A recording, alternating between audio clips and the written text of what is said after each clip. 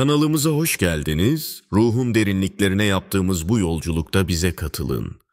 Çünkü bu yol hepimizin yolu. Bugün sizlere Jeff Olson'ın kendisinin sebep olduğu trajik bir araba kazası sonucu yaşadığı ölüme yakın deneyimi anlatacağım. Jeff Olson bu kazada eşini ve küçük bebeğini kaybetti. Ancak kendisi ve 7 yaşındaki oğlu kurtuldu. Yaşadığı ölüme yakın deneyimin, kaza sonrası üzerine kabus gibi çöken derin suçluluk ve üzüntüyü aşmakta çok önemli bir etkisi vardır. Jeff, Amerika'da boşanmış bir ailede büyümüş ve annesi tarafından yetiştirilmişti. 3 kardeştiler ve annesi dindar bir Hristiyandı. Üniversite yıllarında genç bir kadınla tanıştı, aşık oldu ve evlendiler. Eşi bir lisede öğretmendi ve Jeff de pazarlamacı olarak çalışıyordu. Kısa süre sonra bir oğulları oldu. Spencer adını verdiler. Her şey yolunda gidiyordu. Çok mutluydular.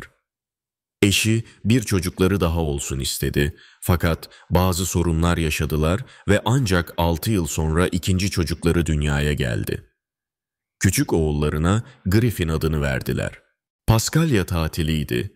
Eşinin ailesini ziyarete gittiler, çok güzel bir hafta sonu geçirdiler ve sonra geri dönme vakti geldi. Jeff'in işe gitmesi gerekiyordu. Evlerine kadar 4-5 saatlik yolları vardı. Herkes arabaya bindi, tam arabayı çalıştırdığı anda eşi, "Bekle bir dakika, anneme ve babama veda etmek istiyorum," dedi. Jeff, "Zaten vedalaştık ya," diye düşündü. Eşi, anne ve babasının yanlarına gidip onlara son kez sarıldı ve öptü. Sonra arabaya bindi. Yola çıktılar. Arabanın hızını 120 kilometreye sabitledi. Bu yapabileceği maksimum yasal hızdı, ofise ve işe dönmek için acele ediyordu. Bir yandan arabayı kullanıyor, bir yandan da işe gidince yapacaklarını düşünüyordu. Eşi emniyet kemerini bağlamış, koltuğunu geriye yatırmış kestiriyordu ve Jeff'in elini tutuyordu. Dikiz aynasından arkaya baktı. En küçük oğlu Griffin daha yürümeyi ve konuşmayı yeni öğrenmişti. Koltuğunda oturuyordu. "Ne mucize," diye düşündü. Çünkü onlara çocuklarının olamayacağı söylenmişti. Ve işte buradaydı. O zamanlar 7 yaşında olan oğlu Spencer küçük oyuncaklarıyla oynuyordu. Tekrar eşine baktı ve "Ne kadar şanslıyım," diye düşündü. İçi tam bir şükran duygusuyla dolmuştu. Bundan 1 saat sonra her şey değişti. Yolda çok şiddetli bir rüzgar vardı. Uzun süredir de mola vermeden araba kullanıyordu ve belki 1 dakika, belki birkaç saniye uyuyakaldı. Bir anda araba sağa savruldu. Kendine geldi ve o panikle sola doğru aşırı bir manevrayla düzeltme yapmaya çalıştı, ancak toparlayamadı ve takla atmaya başladılar. 6 veya 8 kez takla atmış olmalıydı. Çoğunda bayılmıştı. Hareket ettiğini hatırlamıyordu, ancak araba durduğunda tamamen kendindeydi. İlk fark ettiği şey, arka koltukta histerik bir şekilde ağlayan 7 yaşındaki oğlu Spencer'dı. Onun iyi olduğunu düşündü, çünkü sesini duymuştu. Hemen onun yanına gitmek istedi ama kıpırdayamadı. Koltuğa mı yoksa zemine mi sıkıştığını anlayamıyordu. Çok şiddetli ağrısı vardı ve nefes almakta zorluk çekiyordu. Yaralarının farkında bile değildi. Oysa her 2 bacağı da ezilmiş ve parçalanmıştı. Sırtı yaralanmıştı. Kaburgaları kırılmış ve ciğerleri çökmüştü. Sağ kolu neredeyse kopmak üzereydi. Emniyet kemeri karnını kesmişti ve iç organlarını parçalamıştı. Ancak o bunların farkında değildi. Oğlu ağlıyordu ve ona ulaşmak istiyordu. Ve bir anda fark etti. Başka kimse ağlamıyordu. Başka bir ses yoktu arabada. O an bebeğinin ve eşinin öldüğünü anladı. Eşi, Koltuğu yatırdığı için emniyet kemeri onu yeterince koruyamamış ve çok ciddi bir kafa darbesi almıştı. Küçük bebeğinin ise araba koltuğu parçalanmış ve arabadan fırlamıştı. Onu göremedi ama öldüğünü biliyordu. Bir anda üzerine büyük bir suçluluk duygusu ve pişmanlık çöktü. O 5 saniyeyi geriye almayı çok istiyordu. Bütün olanlara inanamıyordu. Ağlayan oğluyla konuşmaya çalıştı. Bilincini kaybedeceğini biliyordu. Ona, "Her şey yoluna girecek," dedi. Sonra bunun ne büyük bir yalan olduğunu düşündü, çünkü ailesinin yarısını kaybetmişti. Hiçbir şey eskisi gibi olmayacak diye düşünürken birden bir ışık etrafında dönmeye başladı. Işık bir battaniye gibi onu sardı ve büyük bir rahatlama hissetti. Yükseliyordu. Artık nefes alabiliyordu. Acısı geçmişti. Birden yanında eşi belirdi. Hem de o güne kadar gördüğü en güzel haliyle hiçbir yarası yoktu ve çok canlıydı. Işıl ışıl ve görkemliydi. Ancak üzgün ve telaşlı bir halde, Jeff, geri dönmelisin, geri dönmelisin, gelemezsin, burada olamazsın," diyordu. Arka koltukta ağlayan oğlunu düşündü, bir seçim yapması gerekiyordu. Bulunduğu yer o kadar gerçekti ki, bu hayatta nasıl görebiliyor, duyabiliyor, koklayabiliyor ve tadabiliyorsa, orada da tüm bunları yapabiliyordu. Hatta oradan bakınca orası gerçek, dünyadaki yaşamı ise sisli bir rüya gibi görünüyordu. Küçük oğlunu yetim bırakamayacağını, dönmesi gerektiğini düşündü ve eşiyle vedalaştı. Geri dönmeyi düşündüğü anda kendisini bir hastanenin içinde dolaşırken buldu. Zaman kavramı yoktu. Aradan ne kadar zaman geçtiğini bilmiyordu. Oysa kaza yerine hemen insanlar gelmişti. Bunlardan biri doktordu ve ilk acil müdahaleyi o yapmıştı. Oğlu iyiydi. Biraz hırpalanmıştı ancak ciddi bir yara almadan kurtulmuştu. Duygusal olarak kötü durumdaydı. Tüm ailesini kaybettiğini düşünüyordu. Yaralarının boyutu nedeniyle bir uçak ambulans ile en yakın şehir hastanesine götürülmüştü. Jeff bütün bunlardan habersizdi. Sadece bir hastanede dolaşıyordu ve hemşirelere, doktorlara, hastalara ve hastaların ailelerine bakıyor. Ama inanılmaz bir şekilde herkesi tanıyordu. Aslında yabancıydılar ama onlara baktığında her şeylerini biliyordu. Sevgilerini, nefretlerini, kararlarını, motivasyonlarını, acılarını, sanki kendisiymiş gibi tanıyordu onları. Bir hemşirenin çocukken tacize uğradığını biliyordu ve sanki kendi başına gelmiş gibi her şeyi hissetmişti. Şimdi ona bakıp, "Vay canına, bak neler başardı, şimdi insanları iyileştiriyor," diye düşünüyor ve ona karşı derin bir şefkat duyuyordu. Kim oldukları, ne yaptıklarından bağımsız herkese karşı bir bağ ve sevgi hissediyordu. Aklına İncil'den İsa'ya atfedilen bir ayet geldi. "Size doğrusunu söyleyeyim, bu en küçük kardeşlerimden birine yaptığınız her şeyi bana yapmış oldunuz." Vay canına, İsa'nın demek istediği buymuş. Ben onlarım, onlar da ben, diye düşündü. Bu deneyime hayran kalmıştı. Ta ki bir sedyede yatan ve kendisine karşı hiçbir şey hissedemediği bir adam ve beden görene kadar. Ki bu ona tuhaf geldi. Yaklaşıp baktı ve o zaman anladı ki bu kendisiydi. Kendi bedeniydi. Çok üzücüydü. Çünkü bedeni enkaz halindeydi. Ama oğlu için dönmek zorundaydı.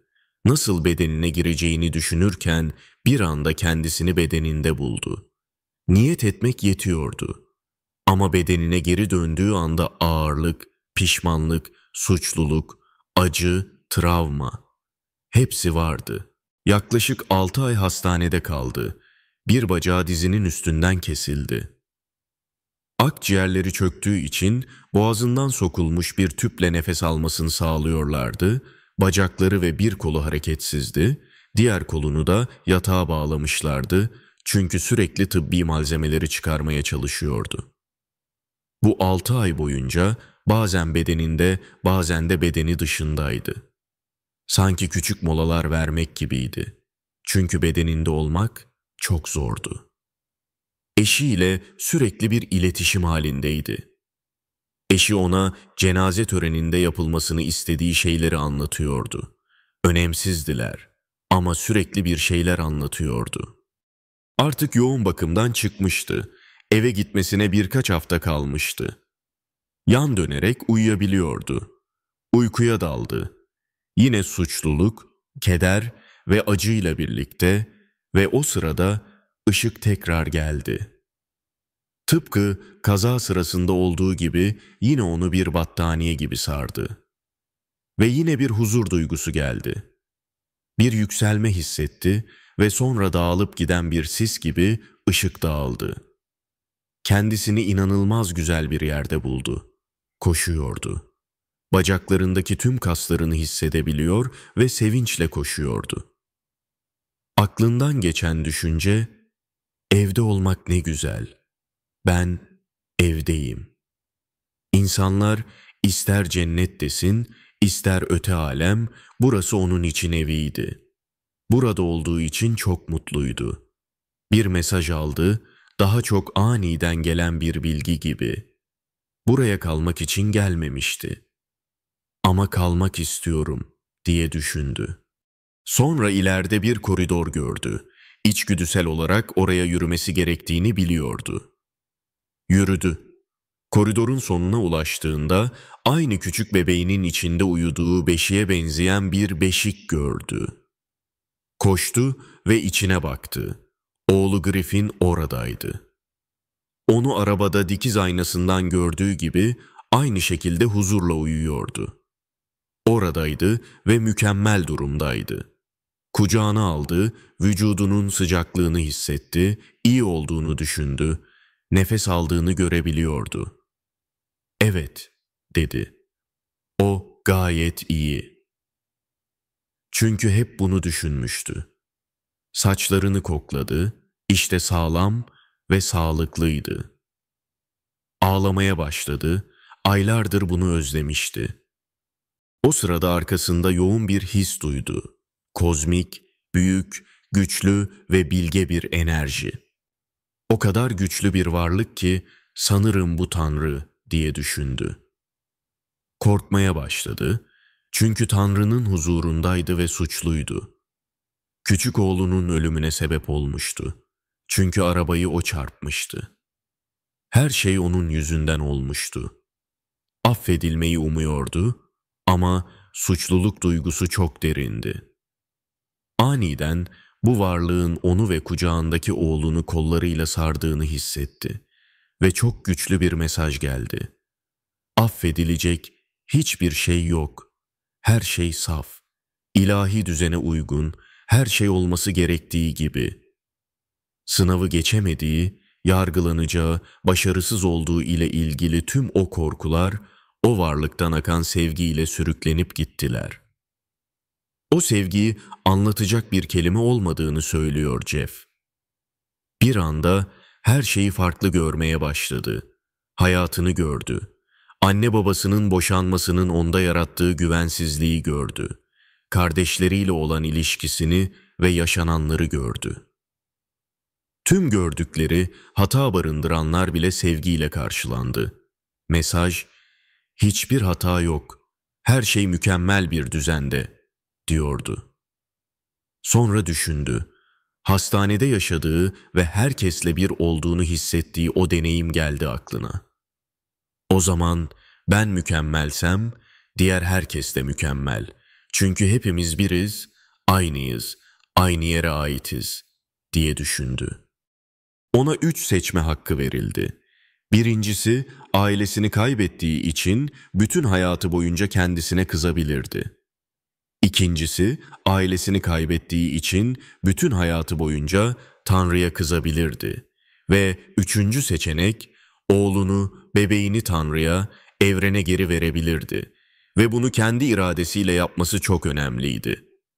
Seçimini yaptı, bebeğini öptü ve onu tüm o sevgiyle, tüm o huzurla ve güzellikle Tanrı'ya geri verdi, onu bıraktı. Ve sonra tekrar hastane yatağında uyandı.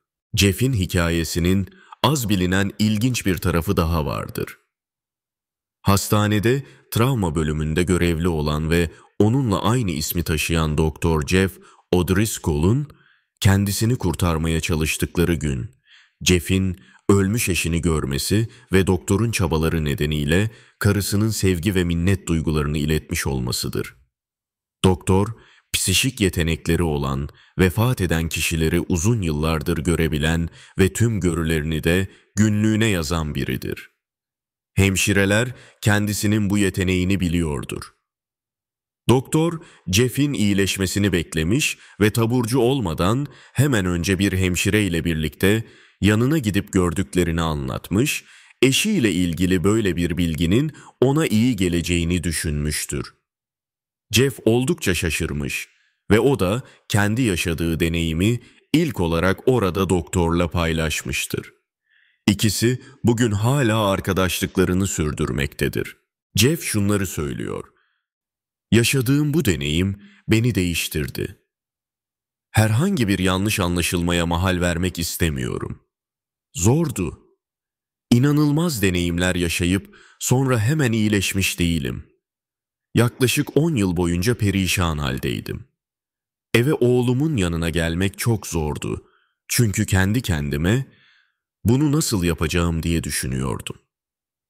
Eve geldiğim gün 7 yaşındaki oğlum Spencer'ın amcaları beni arabadan çıkarıp tekerlekli sandalyeye oturturken pencereden izlediğini gördüm. Sonra koşarak dışarı çıktı ve kucağıma atıldı. Kollarını bana doladı. Ve ben o anda büyük bir aydınlanma yaşadım. Bu alemde tekerlekli sandalyede oturup hayatta kalan oğlumu kucağıma almanın, diğer alemde bulunup orada ölmüş oğlumu kucağıma almaktan daha az ilahi olmadığını fark ettim. Birdenbire cennet tam buradaydı sanki. İşte, hayatta öyle küçük anlar vardır ki, onlar ilahidir. Sanki bir şey açılıyor ve yüreğiniz bunu kavruyor. Bir hayat kurmam gerekiyordu ve kurduk. Ve bence benim için anahtar nokta tüm bu derin deneyimleri yaşamış olmama rağmen hala bir yerlerde neşe ve huzuru arıyor olmamdı. Bunu bana kim verebilir? İşim ya da istendiğimi, sevildiğimi ve iyi olduğumu hissetmek için tutunduğum başka bir şey bana huzuru getirebilir miydi? Aslında ben ölüme yakın deneyimimde hissettiğim bütün o sevgi nerede diyordum. Bunu nerede bulacağım? Sonunda dışarıya bakmak yerine nihayet kendi içime baktığımda şunu fark ettim. Aradığım her şeyi kendimi koşulsuz sevdiğimde bulacaktım. Ve bu gerçekleştiğinde iyileşme başladı, korku içinde yaşıyoruz. Yargılamayla, dinle, hatta ebeveynlerimizle korkutulduk. Ya da sen kötü bir çocuksun, bunu hak etmiyorsun, bu olmayacak. Bunu kazanman gerek, bunu yapamazsın diyen herhangi biri tarafından o kadar şartlandırıldık ki, aslında biz değerliyiz. Biz çok değerliyiz ve dünya çok güzel. Her şeyin bir seçim olduğunu, her şeyin ilahi bir düzende olduğunu ve eğer ben mükemmel olursam, herkesin mükemmel olacağını fark ettim. Nehre girdiğinizde, akıntıya karşı mücadele ederseniz, ne kadar çok yüzmeye çalışırsanız çalışın, batarsınız. Kendinizi bıraktığınızda, teslim olduğunuzda, akıntı sizi tam olarak olmanız gereken yere götürecektir. Evrende hata yok. Her şey olması gerektiği gibi olacak ve biz tam da olmamız gereken yerde olacağız.